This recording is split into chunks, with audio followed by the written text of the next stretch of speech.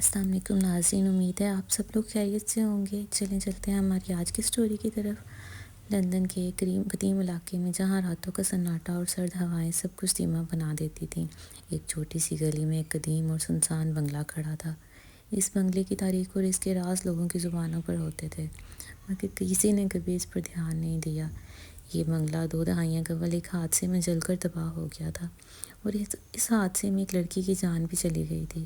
اس کے بعد بہت سی کہانیوں نے جنم لیا، جنہیں لوگوں نے شہر کے بدنام محلے کی ہوا کے ساتھ اڑا دیا۔ مدتوں بعد ایک دن ایک نئی کہانی نے جنم لیا۔ یہ کہانی نور نامی لڑکی کے آنے سے شروع ہوئی۔ نور ایک چھوٹی سی لڑکی جو کہ اپنے خاندان کے ساتھ اس علاقے میں نہیں آئی تھی۔ وہ کبھی نہ ختم ہونے والے سناٹے کو محسوس کرتی تھی۔ وہ ہمیشہ اپنے خوابوں میں ایک سایہ دیکھتی تھی جو اسے کچھ کہنا چاہتا تھا، مگر زبان نہ تھی۔ نور کا دل عجیب طور پر بے چین تھا، جیسے کوئی غم یا درد اس سے جڑا ہوا تھا۔ اس نے اپنی والدہ سے پوچھا، مگر وہ ہمیشہ نظر انداز کر دیتی۔ ایک رات جب نور اپنے کمرے کی کھڑکی سے باہر دیکھ رہی تھی، اچانک ایک روشنی کا جھرمٹ ابھرا۔ یہ روشنی جیسے کچھ کہہ رہی تھی۔ اس کا دل دھڑکنے لگا۔ کیا تم میری مدد کر سکتی ہو؟ یہ آواز اس کے کانوں میں سنائی دی۔ نور نے اپنی آنکھیں بند کیں اور دل کی دھڑکنوں کو سننے کی کوشش کی۔ جب اس نے آنکھیں کھولیں، سامنے ایک شفاف دھندلی شکل کی لڑکی کھڑی تھی۔ تم کون ہو؟ نور نے خوف کے باوجود پوچھا۔ میں مایا ہوں، وہ لڑکی جس کی تقدیر تمہاری تقدیر سے جڑی ہے۔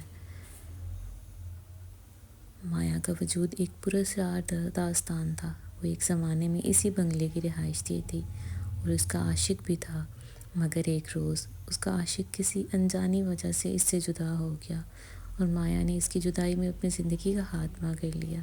اس نے نور کو بتایا کہ میری محبت نے مجھے مارا تھا۔ مایا کی آواز میں دکھ اور درد تھا۔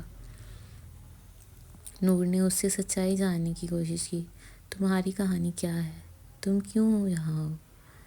مایا کی آنکھوں میں غم کی گہرائیاں تھیں۔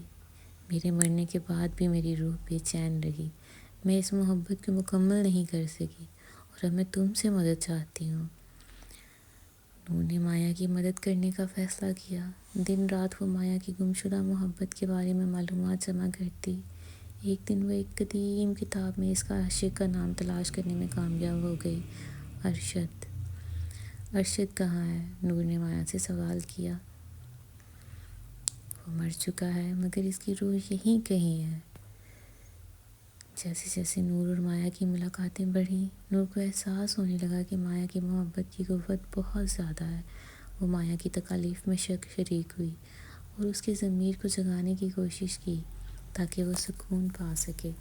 ایک رات جب نور مایا کی مدد کے لیے ایک اور بار بنگلے کی تاریک دالانوں میں جا رہی تھی، اچانک سے سرد ہوائیں چلنے لگیں۔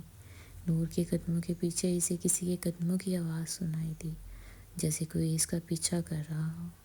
وہ ڈرتی ہوئی مڑ کر دیکھتی اور اسے ایک سائے کا احساس ہوتا۔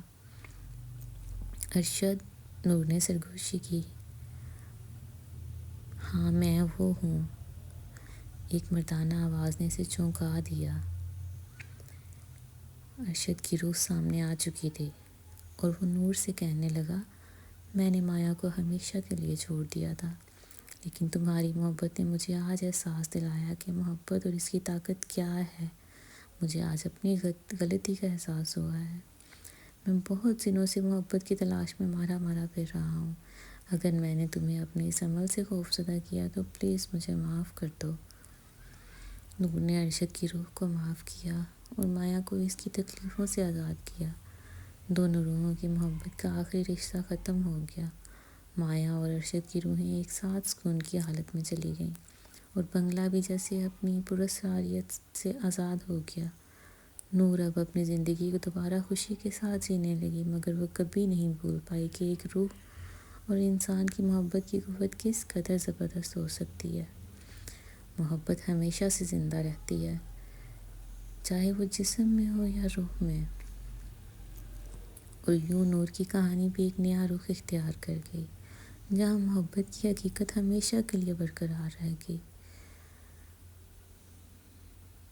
امید ہے آپ کو ہماری آج کی اسٹوری اچھی لگی ہوگی. اگر آپ کو ہماری اسٹوری اچھی لگی ہے تو پلیز چینل کو لائک اور سبسکرائب کر